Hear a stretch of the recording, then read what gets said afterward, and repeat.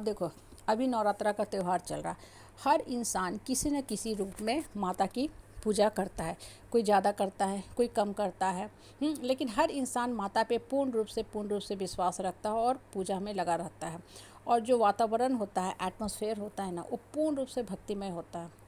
Market जो होते हैं, दुकान जो होते हैं ना, वो तरह तरह के चुनरी से सजे होते हैं। वो देख के बड़ा ही अच्छा लगता है। मन जो होता है मंत्रमुग्ध हो जाता है और हर इंसान माता रानी की आरती गीत गुनगुनाने लगता है, उसमें रम जाता है।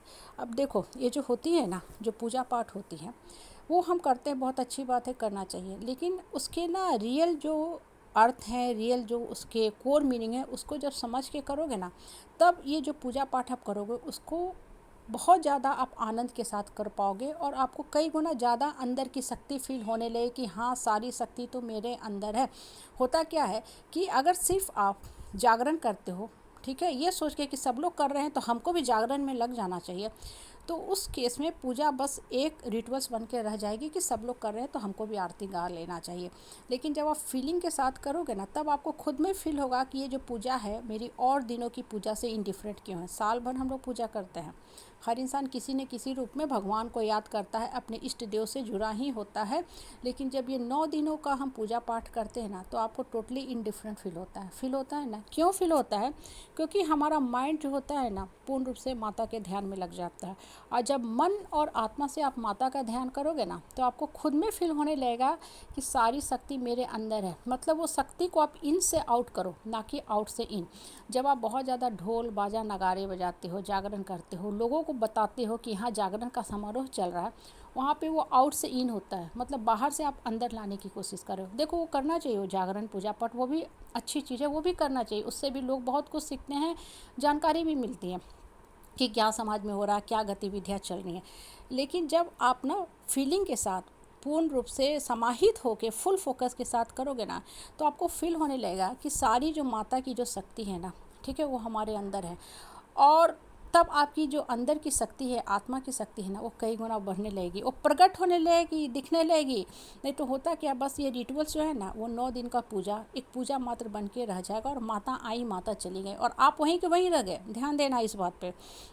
पूजा का मतलब क्या है? आपको अंदर की शक्ति को जगाना। मतलब हम 9 दिन पूजा किए, तो मुझे फील भी तो होना चाहिए कि हाँ, हम पहले से ज़्यादा सशक्त हो गए हैं, स्ट्रांग हो गए हैं, हम संपूर्णता में जिएंगे, ना कि शून्यता में जिएंगे। अदरवाइज़ क्या होगा कि वो एक नॉर्मल ऑर्डिनरी पूजा बन के रह जाएगा। ठीक है, इसलिए 9 दिन जब भी आप पूजा करते हो, हर दिन अपने आप को बेटर बनाओ। मतलब अपने अंदर की शक्ति को बाहर निकालने का कोशिश किया करो। आप देखो, जितना ज़्यादा आप अंतर्मन से स्ट्रांग होते जाओगे ना, उसकी पहली टेस्टिंग क्या है? लोगों पर से आपकी डिपेंडेंसी ख़त्म होने लगेगी। देखो, कौन सा इंसान जाता है दूसरे के आगे गिड़गिड़ाता है, माफ़ी मांगता है घड़ी घड़ी? जिसको दूसरे के सर्टिफिकेट, अप्रूवल, एक्सेप्टेंस पे जीने की आदत पड़ी हुई है, क्या कहेंगे लोग? ठीक है, जो इंसान इस रोग से ग्रसित है कि अगर हम लोगों के एक्सेप्टेंस पे नहीं चलेंगे, लोग मेरा पीठ नहीं थपथपाएंगे, तो मेरा समाज में सर्वाइव करना बड़ा ही मुश्किल हो जाएगा, हम अनसोशल हो जाएंगे। तो आप डर के, दुबक के, सहमे रहते हो और लोगों के हाँ में हाँ मिलाते चलते हो।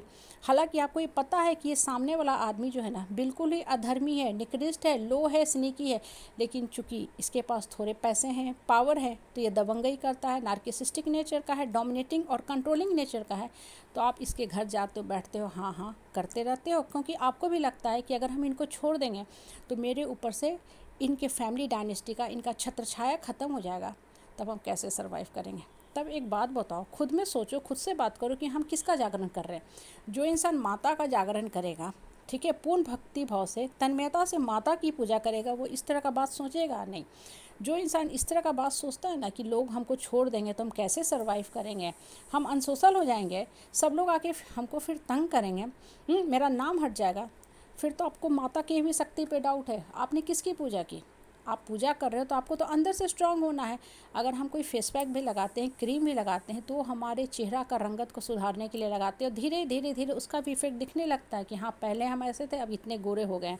ठीक है, तो वही हाल पूजा पाठ का भी है।